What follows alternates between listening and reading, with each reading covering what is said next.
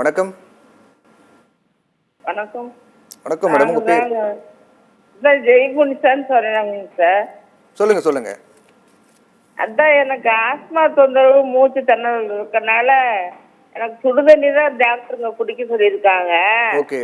இந்த வெயில் காலத்துல குடிக்கலாமா, பச்சை தண்ணி குடிச்சா சேருமா, அது என்னங்கிறது தெரியல. இரும்பல் வந்துருது. இப்ப அப்படி ஏதாவது ஒரு நேரத்துக்கு ஒரு டம்ளர் குடிச்சா இரும்பல் வந்துருது சார், பச்சை தண்ணி குடிச்சா. ஓகே. அந்த மாதிரி சுடுதண்ணி குடிக்கலாமா, அது ஒன்றும் ப்ராப்ளம் வராதா? வெயில் தானே பயங்கரமா அடிக்குது. இல்ல, உங்களுக்கு பச்சை தண்ணி குடிக்கணும்னு தோணுதுன்றீங்களா, இல்ல சுடு தண்ணியை கண்டினியூ பண்ணலான்னு கேக்குறீங்களா?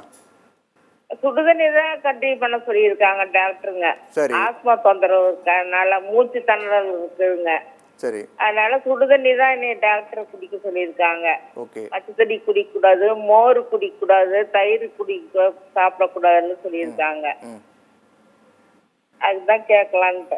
சரி, தொடர்ந்து நிகழ்ச்சி பாருங்க மேடம், அதுக்கான பதில் சொல்லுவாங்க. ஆத்மா பிரச்சனை இருக்குன்றாங்க மேடம். அவங்க தொடர்ந்து சுடுதண்ணி குடிச்சிட்டு இருக்காங்களாம். இப்போது பச்சை தண்ணி கொஞ்சம் குடிக்கலாமா, எடுத்துக்கலாமா அப்படின்னு கேட்குறாங்க. டாக்டர் குடிக்கக்கூடாதுன்னு சொல்லியிருக்காங்க, அதை தாண்டி கொஞ்சமாவது எடுத்துக்கலாமான்னு கேட்குறாங்க. அதையும் தாண்டி ஆத்மா பேஷண்ட்டுக்கெல்லாம் வழக்கமாக இந்த மாதிரி காலங்களில் என்னென்ன உணவு முறைகள்லாம் பின்பற்றலாம், அவங்க எப்படி இந்த வெயிலுக்கு ஏற்ற வகையில் தங்களுடைய உடலை பாதுகாத்து கொள்ளலாம்? பேசிக்காக பார்த்தீங்கன்னா ஹாட் வாட்டர் தான் நம்மளுக்கு தாகத்தை அடக்கும். ஸோ அவங்க தாராளமாக சுடுதண்ணி எடுக்கலாம், பிரச்சனையே கிடையாது. பட் எப்பாவது அவங்களுக்கு சுடுதண்ணிக்கு பதில் வெறும் தண்ணி குடிக்கணும்னு ஆசைப்பட்டாங்கன்னா கவலையே கிடையாது. ரூம் டெம்பரேச்சர் நம்ம வெறும் தண்ணியை தாராளமாக குடிக்கலாம். அதனால ஆஸ்மா ஜாஸ்தி ஆகாது.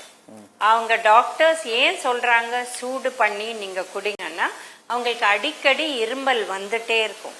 அதை அடங்கும் நம்ம சூடாக எதாவது குடித்தா. ஸோ இவங்களுக்கு நார்மலாக சொன்னோமே அதெல்லாம் எதுவுமே சாப்பிட முடியாது. அவங்க இளநீரோ மோரோ இல்லை லைம் ஜூஸோ இதெல்லாம் எடுக்கவே முடியாது. இவங்க அதுக்கு பதில் மைல்டாக சூடு பண்ண பால், இல்லை பால்லையே வேறு ஏதாவது ஐட்டம் போட்டு, அவங்களுக்கு டயபெட்டிஸ் இல்லைன்னா அதுலேயே பழம் அடித்து போட்டு அந்த மாதிரி சூடாக சாப்பிட்லாம். சூடுன்னா ரொம்ப சூடு வேணும்னு அவசியம் இல்லை. லைட்டாக ரூம் டெம்பரேச்சரை விட ஒரு 2 டிகிரி ஜாஸ்தி. டீ காஃபி இதெல்லாம் குடிக்கலாம், அவங்களுக்கு ஒரு ப்ராப்ளமும் வராது. உணவு முறையில் இவங்க ரொம்ப கட்டாயமாக புரத சத்து 2 வேளையும் எடுக்கணும்.